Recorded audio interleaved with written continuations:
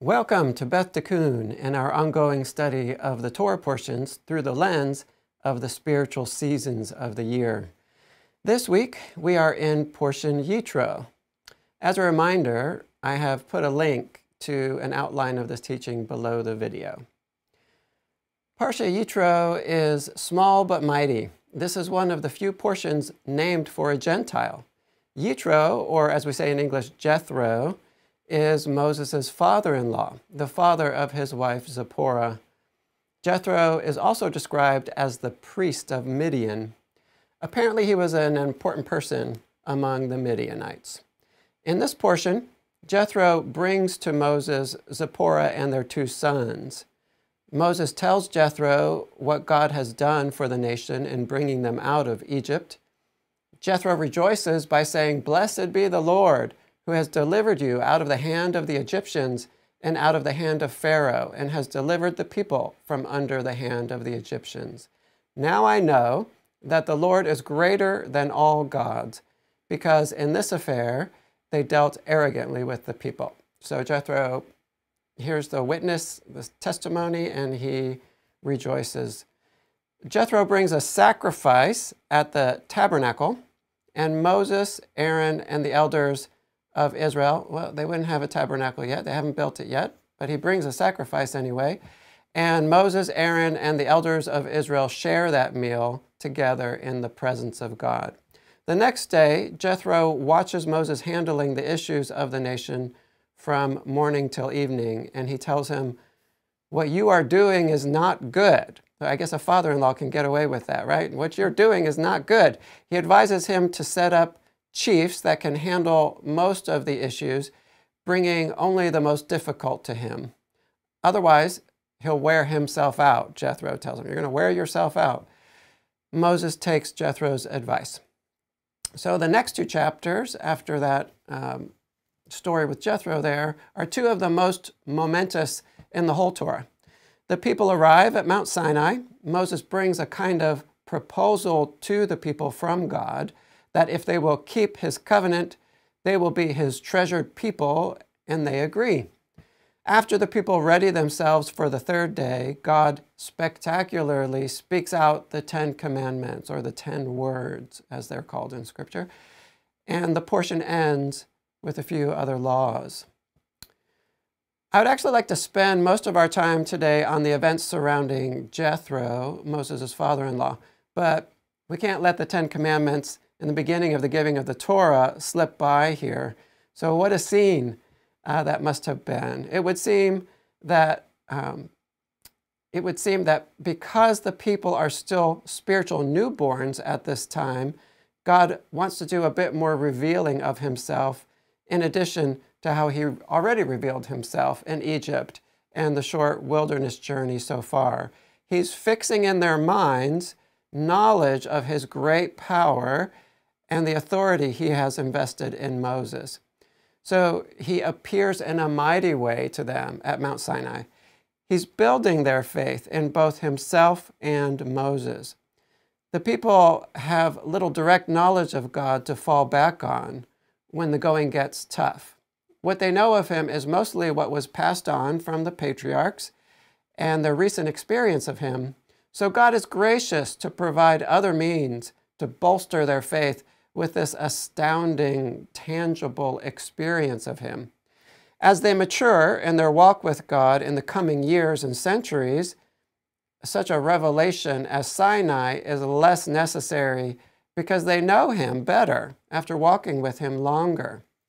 The more God has to reveal himself tangibly like this, the less free will the people will have. Who's going to say no to God who is appearing like this at Mount Sinai? You'd have to be an utter fool to deny him at this point. And it must have been quite a display. Before the giving of the 10 commandments, God says to Moses, "Behold," this is understatement, God's understatement here. He says, "Behold, I am coming to you in a thick cloud, that the people may hear when I speak with you, and may also believe you forever." So he says he's coming in a thick cloud. It proves to be more than a thick cloud, though. So to start with, God descends on the mountain as fire. Imagine the northern lights from across the entire Arctic just coalescing together and funneling down onto this single desert mountaintop, covering the top of the mountain in fiery light like the world's biggest torch. The ground is shaking. The sound of a shofar keeps getting louder. Lightning flashes periodically. And God speaks to Moses with a voice like thunder. Imagine that vast fire that has come down from heaven and has settled on a mountaintop. And that fire is speaking to a tiny little man who is standing there in the midst of the fire on the mountaintop. That speck of a man is talking to the creator of the universe. And a whole nation is gathered around the mountain, just all around the mountain, looking on. Now, what an experience it must have been. And God explains why he does this when he tells Moses beforehand, "Behold, I am coming to you in a thick cloud, that the people may hear when I speak with you, and may also believe you forever." As we have been emphasizing in these studies, we are drawing ever closer to the end of the cycle of months. So we are reaching a point of maturity in the year before we again undergo a kind of rebirth at a higher level at Passover. What is this scene at Mount Sinai speaking to us now in this season of the 11th month? If we are reading about the giving of the Torah this week and in the coming weeks, this idea must be of central importance for us now when we read it. I want to make two quick points here regarding how we receive the Torah in the winter, right? There's a giving of the Torah, there's a receiving of the Torah that's happening in our Torah portion. It's actually happening in the late spring, but here, while we read it, there must be some sense that we are receiving the Torah now, here in the winter. The first is that we are still in a season of diving into deeper levels of the Torah. Deeper levels. At Shavuot, in the late spring, we celebrate the giving of the Torah, and on this side of the year, we are being enabled to go deep. This whole half of the year that is kicked off in the 7th month by a special work of Torah in our gut and heart is a time that lends itself especially well to digging deeply into the inner Torah, this whole half of the year. At Sinai, we are seeing the people absorb the outer Torah, the surface level of the Torah. With maturity comes the ability to dip into the sparkling inner waters of the Torah. So to flesh out this point, let me just list a few of the keys to digging deeper in the Torah.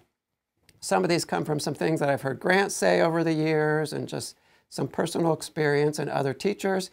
So we're talking now about keys to digging deeper in the Torah. So first of all, we must give time to Torah study. You're not going to plunge deep without an investment of time. That's a foundational requirement. Second of all, we respect the Jewish study tradition, and we learn how they have studied the Torah for centuries. This doesn't mean we accept everything that has been written for 3,000 years, but we accept much of it. And just as importantly, we learn their techniques, their different lenses for studying the Bible. And we allow those techniques to augment our own Bible study techniques. We accept that God chose the Jews as his kingdom of priests and that the Bible is a Jewish book. Next, we seek out good teachers. We are looking for Jewish, Christian, and Messianic teachers who can both teach well and who have proven themselves in their walk with the Lord. Because in a sense, we want to absorb their way of living, and so we do absorb some of that as we listen to them teach. But we also want their Torah knowledge as well. So next one is we cultivate humility and a childlike faith. And An already full vessel cannot receive anything new.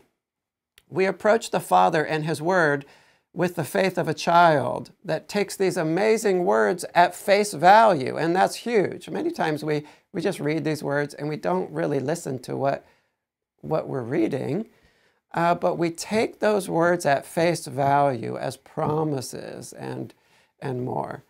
But we also bring the adult understanding that there are many, many layers of meaning in this text.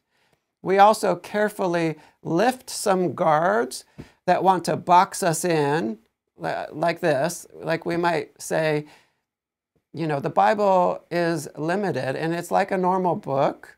I mean, we can hold it in our hands like another book, but it's not a normal book.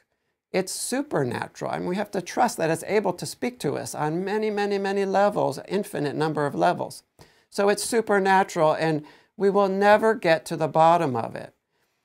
A child has a new adventure every day. We need to foster this spirit of daily adventure within us.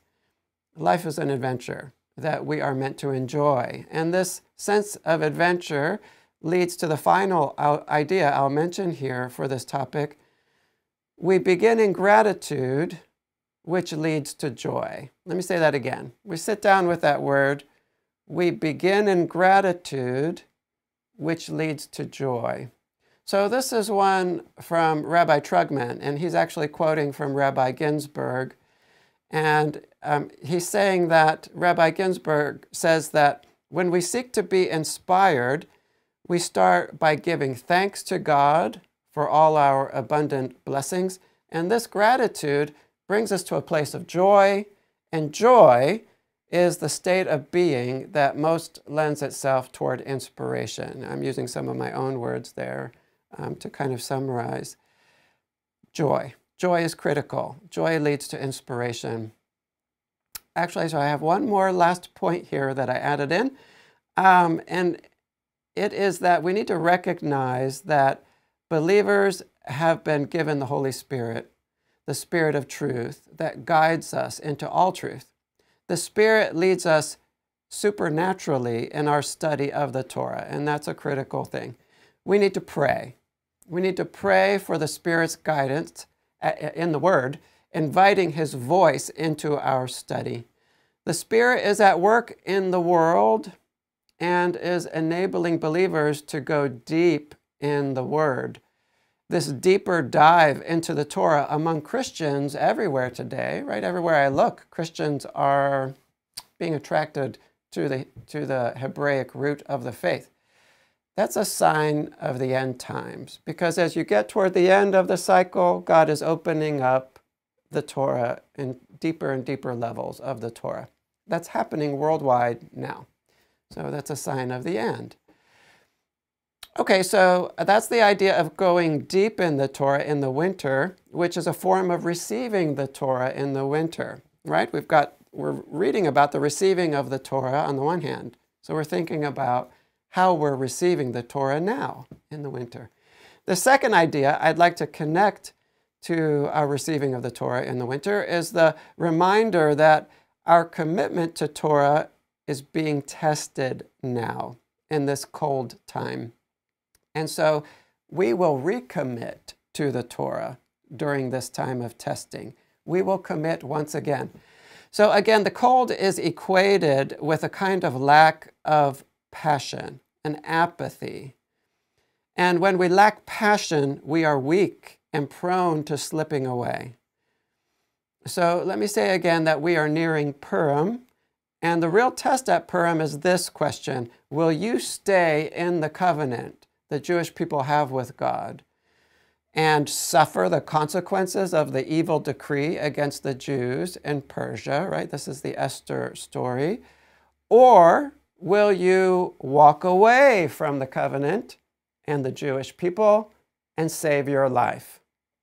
So this was a great test indeed, because the Jews were separated from their land and their temple. They were surrounded by a bunch of different cultures. In Persia, those who were apathetic toward God and the Torah would have really struggled with what to do in this situation, right? The decree had gone out. If you're a Jew, your neighbors can attack you on a certain date.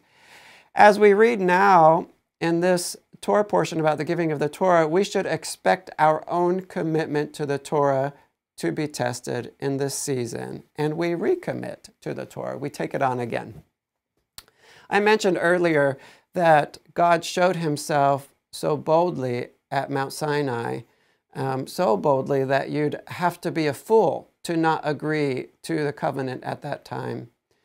The truth is that they had little free will to choose God at Sinai. And one way they say it is that God held the mountain over their head and said, if you don't accept this covenant, I'm going to drop it on you. Well, that's because he was appearing so obviously to them. So according to some Jewish teaching, the people really chose God with the fullness of free will during Purim. When God was hiding himself, God's name doesn't even appear in the book of Esther, right? He's hidden there. So God wants us to choose him and his Torah without the light show on Mount Sinai. And making that choice for God in Torah while God is hidden is central to this season of the year. Now I want to back up a bit to spend some time with this somewhat mysterious figure of Jethro and his relationship to Moses. This supremely important Torah portion containing the wonder at Sinai is named for this Gentile priest of Midian. Okay, this certainly brings up some questions. Jewish people have asked, why is this portion named for this Gentile? So I believe the key to understanding what Jethro is doing here is the marriage atmosphere that is connected to this moment for Israel. So many commentators note how the events at Mount Sinai are very evocative of a marriage to God, or at least one step in the ancient Jewish marriage process. I would like to suggest that running parallel to the marriage between God and Israel is a marriage between the Jewish people and the nations. And Jethro is representing the bride of the nations here. So there's an upper marriage between God and Israel. That upper marriage has a lower reflection, the marriage between Israel and the nations. We're seeing a picture of that marriage here between the high priest of Israel, who is Moses, and the high priest of the nearby nation of Midian, who is Jethro. So before we go deeper, let's look at Jethro's name. Yitro is the Hebrew, is thought to mean his excellence, but the root idea seems to be that of overhanging or excess or extra left over. And I like the root idea of overhanging here because to me, this concept of hanging over or extra or covering is marriage language. Some of you watching may have been to Mary Campbell Cave at the Gorge in Cuyahoga Falls, that large rock overhang where Native Americans sometimes live next to the river, there where the Great Falls of the Cuyahoga is. A ledge like that surrounds those who are sheltering under it. And in the Jewish mind, there is a sense that the bride surrounds. The bride is the home, and the home encompasses the family. And in a deeper sense, the bride is able to receive the seed. All right, so the bride is able to receive the seed, and within her body, she's able to fashion a physical body for the spirit of the child, the body that surrounds the spirit of the child. So she crafts the home, the physical home for the spirit of the child. The woman's special gift is being able to create the outside, the body, and also the home, to turn a house into a home that perfectly reflects the family. Without the outside, which the woman makes, the spirit has no way to interact with the world. So once again, Yitro means overhang or overhanging, and we can see in this idea of a physical covering a reference to what the bride is specially capable of creating. She creates the outside. In the marriage relationship between Israel and the nations receive the spiritual seed from Israel. Israel gives the spiritual seed to the nations, and the nations produce fruit in the physical world according to that truth. They build and shape the world according to the plan and instruction provided by the Jews. So once again, Jethro represents the Gentile bride. At least that's what I'm going to argue today. So notice how the interaction between Jethro and Moses unfolds in our portion. So what actually happens step by step between these two in this portion? Jethro brings Moses' wife to him, which is an interesting beginning to the story. Moses then tells Jethro about what God has done for Israel in delivering the nation from Egypt. I'm sure he told him, oh, there were these plagues, and you can't believe what God did. In other words, Moses witnesses to Jethro about God. Jethro receives that testimony, and he proves to be fertile soil for that seed. Jethro expresses faith in God, and the sages actually say he converted to Judaism. Moses then leads Jethro to give a sacrifice, and so he's teaching him how to properly worship God. Finally, it's Jethro's turn to contribute to Moses, as Jethro helps Moses with the practicalities of his life as the leader of Israel, right? Saying, you need some chiefs who can handle these smaller problems and just bring the big ones to you. So Jethro first absorbs truth from Moses, and then he helps to create a workable vessel for Moses to do what God has given him to do. It's interesting that God didn't instruct Moses in how to do his job in this regard, right? God doesn't tell Moses, here is how you are to do the job I'm giving you. God left it to Jethro to help Moses. And Moses was humble enough to receive that advice from Jethro. The whole series of events is an important example of the pattern we've been talking about in the year, in the calendar. In this parsha, the Jews give the spiritual seed to the Gentiles who internalize it. If it finds fertile soil there, then the Gentiles, in their turn, bless the Jews in a particularly physical way. This is what is happening on many levels over the course of a year as we grow in the Lord. He provides the seed of the truth to us, which we internalize, and we bear fruit in the physical realm in the winter. So just keep that in mind. Keep in mind that we're talking, keep in mind here that we're talking in generalities because we're talking about a pattern. Never forget, though, that God enjoys bending his own patterns. So we're talking about patterns. As we're talking about patterns, understand God loves to just bend his pattern or break them or throw them away. He doesn't have to function by his patterns all the time. He's above all that. So the bride is more grounded in the physical realm. So it's her special gift to be able to manipulate and control space and time, right? Home and calendar, which are two fundamental building blocks of the physical realm. And as the cycle of salvation progresses, we gain more and more mastery over space and time, mastery over the physical realm. So we have noted in this portion that Jethro is particularly helping Moses with the practicalities of time rather than space. The woman's special connection to time can be seen in her relationship to the moon, which is the basis of the entire calendar. It's a lunar calendar. The woman's cycle is in rhythm with the cycles of the moon.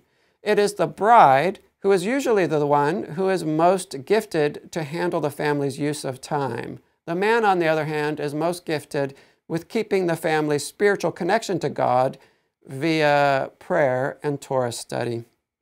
Since the nations are like the physical side of the marriage to Israel, the bride side is the more physical side of that marriage to Israel, the nations are more naturally grounded in time and space and more skilled at building and manipulating the stuff of earth. And this is why we see a Gentile helping Moses to organize his time. Jethro helps Moses to become a master of time, so that time is not a master of Moses. And so what I want to do next is spend some time drilling down on the idea of being a master of time now, specifically because, as I said, with maturity, and we're in the 11th month, with maturity comes mastery of the physical realm, including time. So what does it mean to be a master of time? We need to go back a couple portions. We actually kind of skipped over a couple of verses in portion Bo that are particularly important verses for our whole spiritual seasons study. So I want to go back and pick them up now. And let me mention here that some of the following ideas are coming from a teaching of Rabbi Avraham Trugman. And you can find a link to Rabbi Trugman's teaching in the outline below the video. The important verses I'm talking about are in Exodus 12, verses 1 to 2. So the 10th plague hasn't yet happened. They're still in Egypt, and God is about to give Passover as an annual appointed time. But before God gets to the nuts and bolts of how to keep Passover, we read this. This is how he introduces the whole Passover commandment section. The Lord said to Moses and Aaron in the land of Egypt, "This month shall be for you the beginning of months. It shall be the first month of the year for you." So, of course, it was Nisan at the time, the month of Nisan.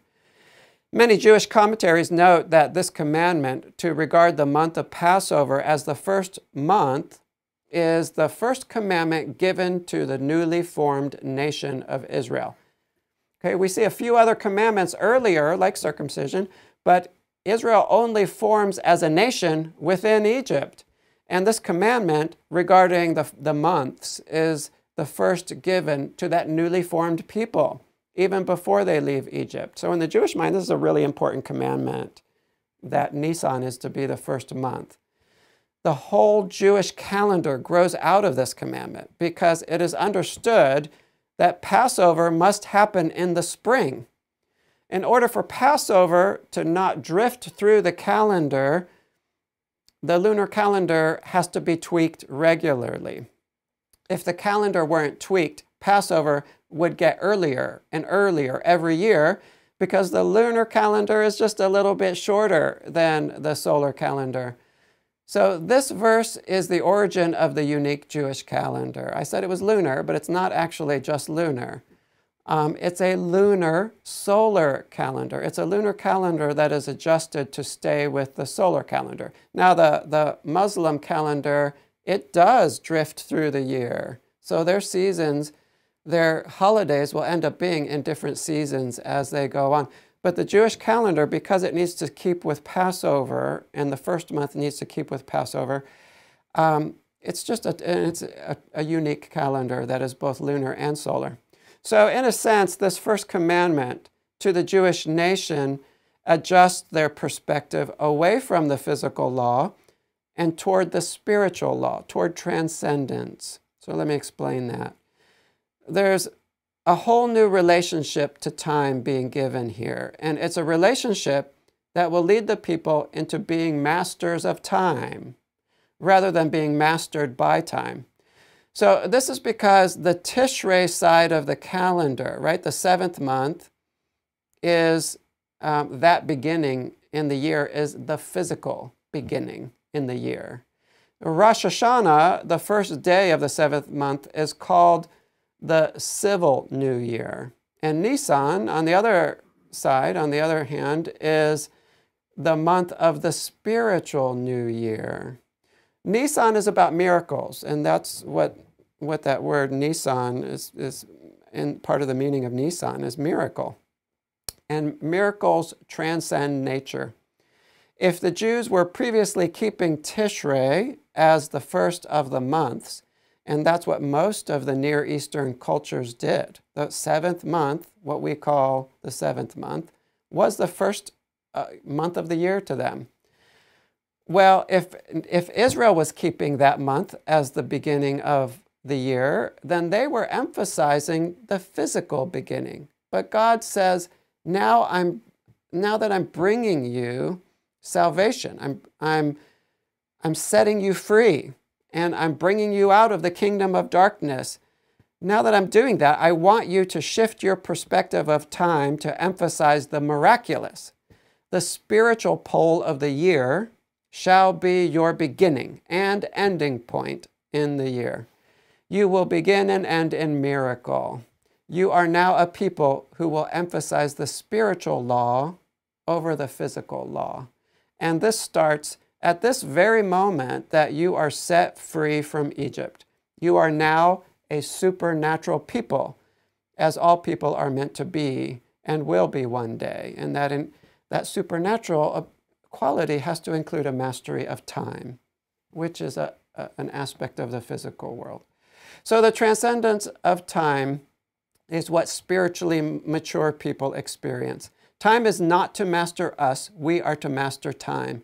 A slave lacks freedom in many areas of life, and one of the most consequential is time. A slave is largely not a master of the time allotted to him or her. And this is a great loss of freedom indeed. A child, too, doesn't have mastery of time. An infant or a child doesn't have a good grasp of time. They can get lost and play for hours on end. It is not until we get older that we learn how to manage our time profitably. So, what exactly does it mean to be a master of time? To be a master of God's gift of continual renewal and reflection of His light?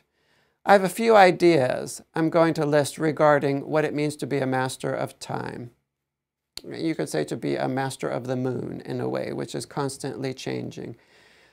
I'm sure working together, though, we could add many more to this list. So, master of time. Number one, with maturity comes freedom from enslavement to the flesh, and this comes with a degree of mastery of time. So we have been speaking recently of Egypt as a picture of the physical world in general and of enslavement to the physical side of our being, the beast side, the flesh. One who is enslaved to the flesh loses mastery of time. So picture an addict caught in the enslavement of substance abuse, let's say drug addiction. A drug addict is not master of his or her time. They are enslaved by their flesh, and their master demands that they put all of their time and efforts into procuring more and more of the drug. On the one hand, the drug addict is literally spaced out a lot, probably not accomplishing much when they're high, or at least not working efficiently. On the other hand, they lose time because their bodies are less healthy. We all know how difficult it is to do anything when we're sick or visiting the hospital for this and that issue that keeps cropping up. And two, their money gets drained, wasted. And that means that time invested in getting the money comes to nothing. All of the drug addict's life gets poured into this dead end. And our hearts have to go out to those who are trapped in this condition. And to some degree, we are all still enslaved to the flesh.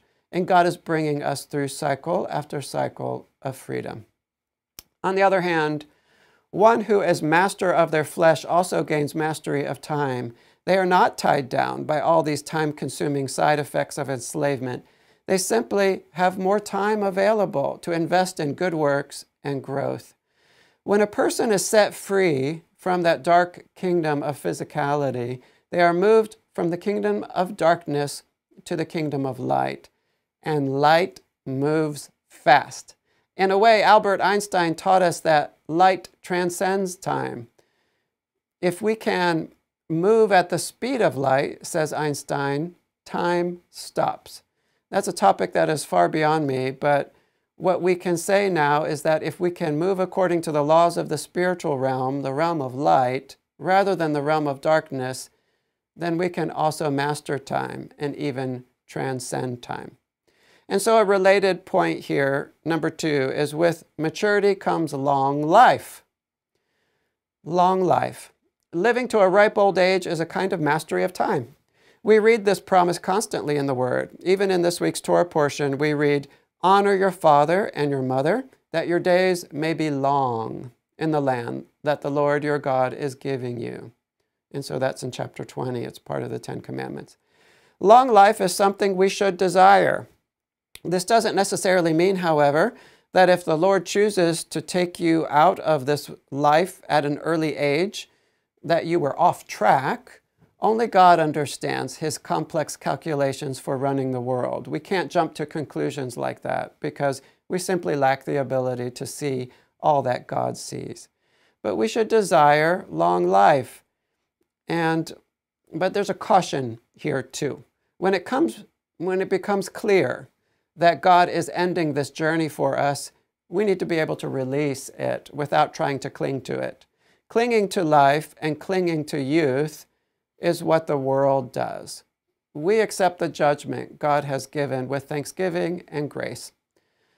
But it is good to desire a long life filled with service and growth and an ever-deepening relationship with God. And he promises us long life if we follow his commandments. Number 3, so we're talking again about how we are masters of time and how that happens with maturity. Number 3, with maturity comes wisdom for practically managing our time. So knowing how to practically manage the time given to us is a kind of wisdom that comes with spiritual maturity. As we mature, we develop an increased ability to apply our minds to our use of time. So when you're a teenager, you might think it's natural and fun to stay up until 2 a.m. babbling with your friends, usually about nothing terribly profound, although sometimes it is profound. And maybe that's okay for a teen to indulge like that occasionally when they are taking a break from school, let's say. We create some lasting bonds in life doing silly things like that, and that's important. But as a way of life in general, it's not a great use of time. It makes a person less capable of doing good in the world.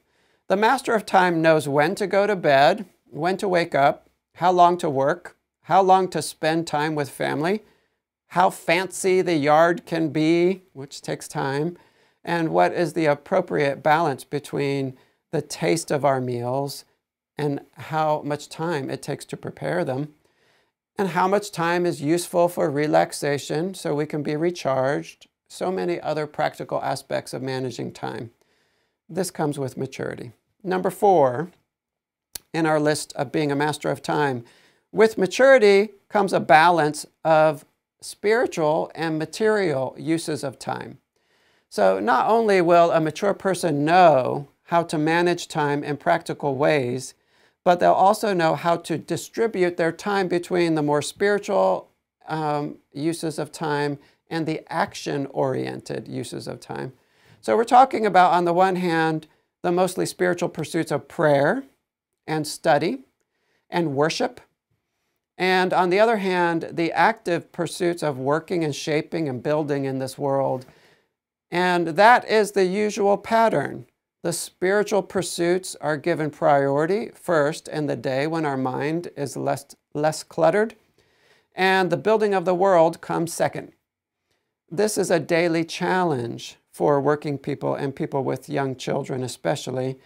And another part of that challenge comes from the fact that nearly all of us are not living in a Torah-centered culture, a place like Israel, where the culture has a Torah heartbeat. So the culture itself is not set up to make it easy to prioritize prayer and Shabbat and the other Moedim. So we have to be creative, but we simply must find a way to give priority to our connection to God in prayer and study of the Torah and God's special days.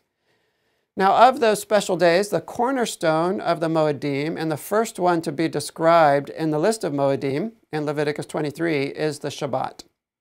The keeping of the weekly Sabbath on God's appointed day for it is an absolute cornerstone of being a master of time. On Shabbat, we say that God rules all and is our provider and sustainer. And with this knowledge, we are able to rest in Him. We don't have to be a slave to time. We can stop and receive the gift of rest that He gives. Again, we rule time, and time does not rule us. We enter into that sweet freedom of the Shabbat. And one thing I have found in my life is that when I put God first and maybe sacrifice a bit of money to do that, He makes everything run smoother and last longer. My car breaks down less, my house has fewer issues to deal with, and I'm generally healthy. It's like God says, okay, in order to follow me wholeheartedly, you didn't work on Shabbat, or you gave up a job that you liked, or you spent time on a good deed and set your work aside. And I'm not going to let you fall because of that. I'm going to make sure that your money is enough for what you need. And how much time do we spend on car and home repairs and on going to the doctor? Imagine if you could just have that time back that you spend on house and car and doctor visits. I can truly say today that I have found God to be faithful in this. And it has not only kept my finances healthy, but it has literally given me more time. Now, I would just, ask Him to kind of touch my grass so that it stops growing, because I'm spending far too much time mowing, but that's another story. Okay, number 5. With the maturity, time flies. With maturity, time flies. So this idea is a bit deep. I'll say it this way. One who has a positive mindset, a doggedly faith-based perspective on life, experiences time much differently than someone who is constantly fearful and who sees life as one big disappointment after the next until you die. By developing a faith-based, positive perspective, time seems to pass quickly and much more enjoyably and is much more life-giving. In other words, our consciousness affects our experience of time. Rabbi Trugman gives the example of 2 teenagers who go off to summer camp, and they get to the last day of camp, and one teenager says, "What? Already over? We just got here." And the other one says, "Finally, this has been the longest week of my life. Get me out of here." The 2 teens' differing mindsets affected how they related to time. Their mindsets affected both their experience of the quality of what happened and their experience of the speed of time. For the one with the positive mindset, life is going by at the speed of light. It's quick, and the speed is a quality of the spiritual realm where light comes from. For the one with the negative mindset, time passes slowly, and this groundedness in time is a quality of the physical realm. We all know what it's like to feel like time is absolutely stretching out unendingly. So it's a daily challenge for us to maintain a divine perspective, that faith-based perspective. The mature person will be able to keep their mind in that place of faith and positivity and even excitement for what the day has to offer, and time will pass quickly and enjoyably for that person. They will look at a new day as a new adventure rather than one more endless grind of the wheel. God's personal name, the 4-letter tetragrammaton, is composed of the letters that spell out to be in the past, present, and future. For God, these are happening at the same time. He transcends time. And when we maintain a godly perspective on life, we too can transcend time to some degree. We are made in His image, and He wants us to transcend time like He does. So one more here. With knowledge of the spiritual seasons comes a degree of mastery of time. Understanding the calendar God has given us is an aspect of being a master of time. The great Torah scholars within Israel were said to come especially from the tribe of Issachar, and their focus was apparently understanding the calendar. God is renewing us and renewing us over and over again through His various spiritual seasons and moedim. We are walking along the path called salvation, and it is a path of constant renewal. This repeated renewal is one of the main characteristics of the moon, which again is the basis of the calendar. The moon is always changing, either waxing or waning, sometimes disappearing entirely, only to be reborn again as a tiny sliver. And so by God's design, at the root of time for us, at the root of time for the redeemed, is this idea of constant renewal. And the more we understand about how God has designed his calendar, the more we understand how he renews us, and the more we can get in tune with that renewal process.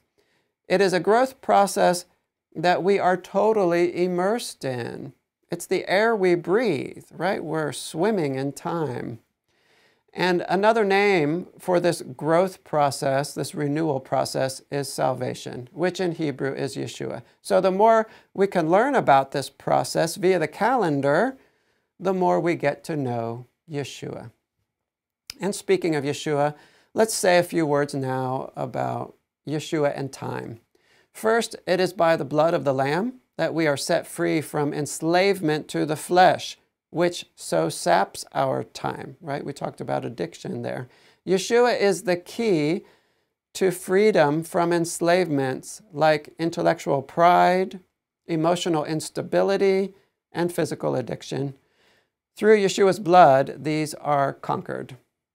As for practically managing time, Yeshua never seemed to worry about what needed to get done. He put the kingdom of God first, and what needed to get done got done.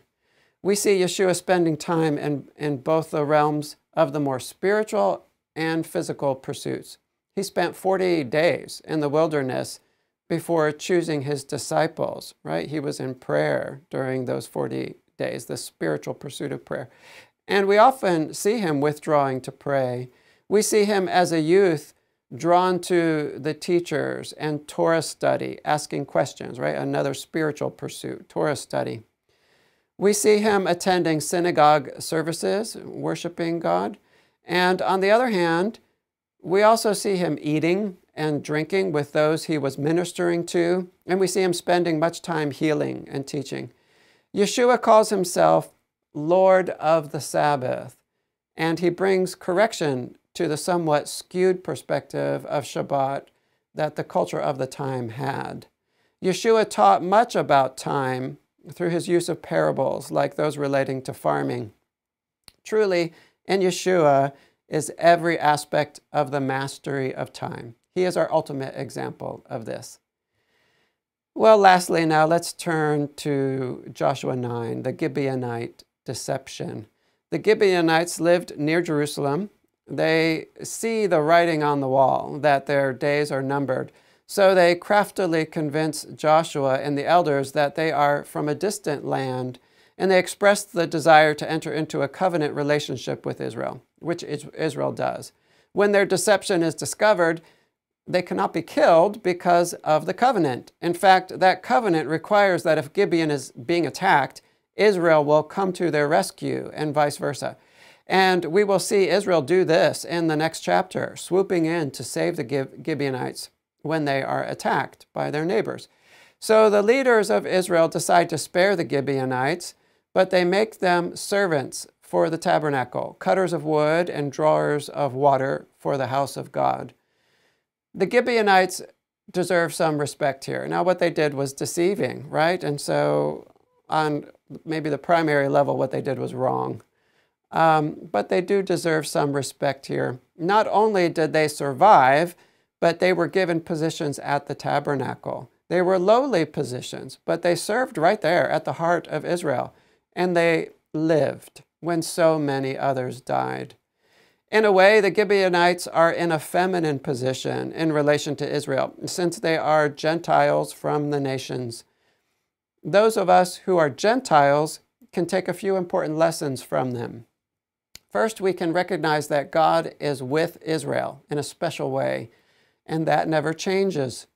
The Gibeonites see that they are not fighting for their lives against Israel, but against the God who stands behind Israel. Gibeon could have tried to band together with other Canaanite cities to attack Israel, but they were wise enough to recognize that they weren't going to be fighting the people, really. They were going to be fighting the God who took Israel out of Egypt and parted the waters for them twice, the God who caused the walls of mighty Jericho to fall. So a second lesson for the nations here is that we need to humbly accept that the role for the Gentiles is not the same as the role for the Jews. The humility of the Gibeonites is remarkable and praiseworthy here. So in the next chapter of Joshua, Gibeon is described as a great city, like one of the royal cities, and all its men were warriors. There's a greatness here when a city of warriors is able to recognize that all their skills will come to nothing against God's people. When their deception is found out, and Joshua tells them what the leaders of Israel had decided regarding making them servants in the tabernacle, they answer, "Behold, we are in your hand. Whatever seems good and right in your sight to do to us, do it." These are warriors saying this, agreeing to become servants, slaves. It is only when we accept the position and identity God has given us that we will be fully on the path of life. It might be a role that comes with lesser glory, but it is the role for which we are designed, and nothing else will fit us quite right. Lastly, let's understand that we do have a role to play to help the Jews. This role is not without dignity. The Jews are in an intercessory role, a nation of priests, and the Gentiles build the world and make it run smoothly. The nations support Israel financially. We are receivers of the wisdom Israel is given to pass along. One of the most fascinating examples of the Gentile role in relation to the Jews is the fact that both temples were mostly built with Gentile hands, according to the Jewish plan. It was the Gentiles who had the skills to build the temples. And even when the temple is renovated, it is again Gentiles who do the work. So we see that the nations make the physical container, the outside, like the bride does. This is the special skill that only the woman can do. So we'll leave it there today. Thanks for listening. May God make us people who dig deep into His Torah, people who are masters of time and rise above the boundaries of time, and people who support the Jewish leadership, the Jewish groom, in whatever ways we can. And may He make us into the people He wants us to be. Shalom.